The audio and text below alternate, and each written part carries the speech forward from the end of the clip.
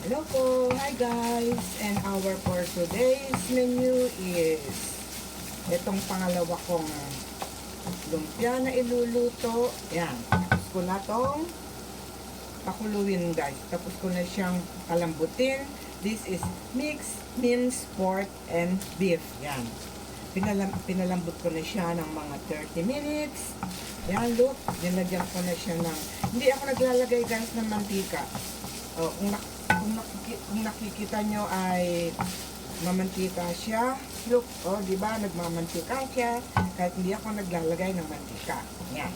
And after ko na siyang pakuluin at ikisa sa bawang at sibuyas.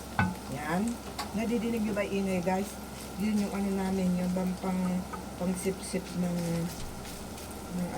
usok. Ano ba yung tawag dun? Yan. Pakuluin muna natin mga ilang minuto. Look guys, oh. May mantika siya kahit na hindi ako naglalagyan ng mantika. Yan. Yan. Okay na siya. Malambot na siya. Nilagyan ko na siya ng ingredients na powder ingredient ko. Hindi ako naglalagay ng bechin guys. Ayoko. Bawal. Siguro mga 10 years na. And after that guys, lalagyan na natin ang toge. Yan. Mas gusto ni Mr. to kasi ayaw daw niya ng tofu. Kaya ang sa kanya ay toge. Yan. Dalawa lang kami dito sa bahay.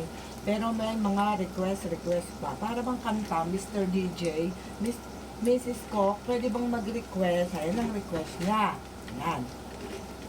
Mamaya, after work, darating si Junakis. Sabi niya, Mama, ano ang ating menu mamaya? O, sige. Yan. Kaya rin ko itong igisang ganyan, guys. Mga 5 minutes. Dahil hindi maganda ang malambot, dahil ipipirito pa yan.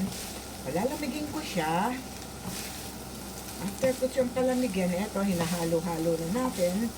Kaya rin ko siyang palamigin. Yan. Uunahin ko munang ibalot ang lumpiang togi ni Mama Sol. Ayun ang sa akin at kay Junakis. Ito, tapos na siya. Mga 5 minutes.